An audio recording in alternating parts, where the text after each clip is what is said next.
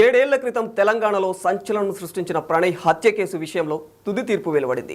ప్రణయ్ హత్య కేసులో నల్లగొండ ఎస్సీ/ఎస్టీ కోర్టు సంచలన తీర్పునిచ్చింది. ఏటూకి ఉరిశిక్ష, మిగిలిన నిందితులకు జీవిత ఖైదు విధిస్తూ తీర్పుని ఇచ్చింది. ప్రణయ్ హత్య కేసులో A1 మారుతిరావు, A2 బీహార్కు చెందిన సుభాష్ శర్మ, A3 అస్గర్ ఆలీ, A4 అబ్దుల్లా బారీ, A5 MA Karim, A6 Shravan Kumar, A7 Shiva, A8 Nizam. ప్రస్తుతం ప్రణయ్ హత్య కేసులో నల్గొండ ఎస్సీ/ఎస్టీ సంచలన తీర్పునిచ్చింది. వీరిపైన A2 సుభాష్ శర్మకు ఉరిశిక్ష విధించింది. మిగిలిన నిందితులకు జీవిత ఖైదు విధించింది. కాగా ఈ కేసులో A1గా ఉన్న అమృత తండ్రి మారుతిరావు 2020 మార్చిలో ఆత్మహత్య చేసుకుని చనిపోయిన విషయం మనందరికీ తెలిసిందే. అయితే 2018లో నల్లగొండ జిల్లా మిర్యాలగూడలో జరిగిన పరువు హత్య తీవ్ర సంచలనం రేపింది. మిర్యాలగూడకు చెందిన మారుతిరావు కూతురు అమృత, అదే ఊరికి చెందిన ప్రణయ్లు స్కూల్ ఏజ్ నుంచే ప్రేమించుకొని 2018లో పెళ్లి చేసుకున్నారు. తన కుమార్తె కులాంతర వివాహం చేసుకుందన్న కోపంతో తండ్రి మారుతిరావు సుపారి గ్యాంగ్తో 2018 సెప్టెంబర్ 14వ తేదీన ప్రణయ్ను హత్య చేయించాడు. ఈ పరువు హత్య దేశవ్యాప్తంగా సంచలనం సృష్టించింది. మృతుడు ప్రణయ్ తండ్రి బాలస్వామి ఇచ్చిన ఫిర్యాదుతో 8 మందిపై 302 సెక్షన్ కింద ఎస్సీ/ఎస్టీ అట్రాసిటీ కేసులు, ఆర్మ్స్ యాక్ట్స్ల కింద మిర్యాలగూడ 1 టౌన్ పోలీస్ స్టేషన్లో కేసులు నమోదయ్యాయి.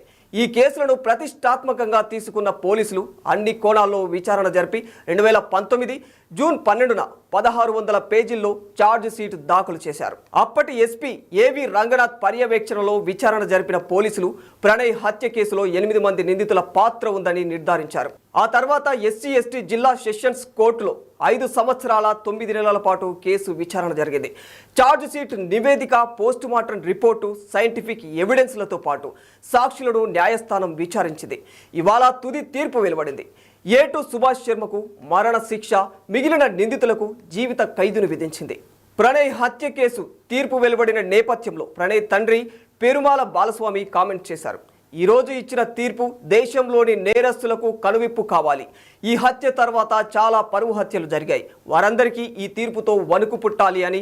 అమృతకు భర్త లేడు, నాకు కొడుకు లేడు, నా మనవడికి నాన్న లేడు అని ఆవేదన వ్యక్తం చేశాడు. అయితే దేశంలో బ్రూటల్గా హింసించి ఎంతో మంది అమాయకపు అమ్మాయిల మాన ప్రాణాలు తీసినా కూడా కేవలం 5-6 సంవత్సరాల జైలు శిక్షలు విధించిన ఈ దేశంలో ఇప్పుడు అమృత, ప్రణయ్ మర్డర్ కేసులో సుపారీ తీసుకొని హత్య చేసిన వారికి మరణశిక్ష విధించడం, యావజ్జీవ కారాగార శిక్ష విధించడం ఎంతవరకు కరెక్ట్ అని దీనిపైన పలువురు నెటిజన్స్ భిన్నంగా స్పందిస్తూ ఉన్నారు. అయితే ఈ రకమైన పరువు హత్యకు పాల్పడటం బాధాకరమే. కానీ ఈ తీర్పుతో నీ కుటుంబం ఎలాగైతే బాధపడుతుందో వారి కుటుంబాలు కూడా అలాగే బాధపడుతూ ఉంటాయి.